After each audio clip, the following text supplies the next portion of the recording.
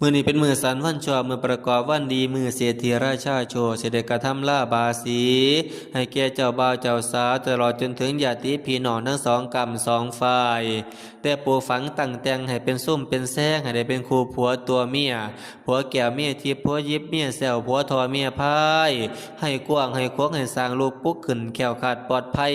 สร้างเพียงตีงก็ให้ขึ้นเพียงหัวสร้างเพียงหัวก็ให้ขึ้นเพียงเก้าให้มันคงทะลงแก้นบ่อยห่างให้ป้าบ่อยห่างให้ไม้บ่ให้ทายหลายผัวหลายเมียให้เจรกาสถาพรวีลาจะได้บวกเขินหาจะได้ขาดเขินว่างสัพพะการลั่งกันยังเต็มดีคือเก่าขิงของเจ้าสัดส่วนพอดีพี่น้องไกลแลนมาหามาหอดแล้วได้กินอีน้ำสำราญเลี้ยงบริวารได้พ่อห้อยเลี้ยงคอยขาได้พ่อพันให้ได้พละกำลังคือดังปวกอยู่พูนคุณอังขึ้นว่าเหตุโพนคุณกันขึ้นคือเขาไกยราจะได้บวกเขินหัดแห่งคือแก่งลีผี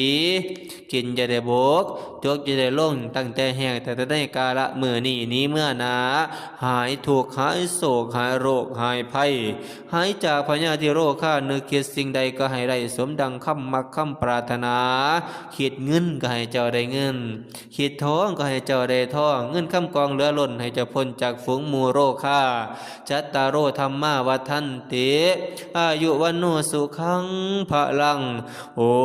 มอุอะมุนมะมุนมามหามุนมั่งมันยืนเด้อ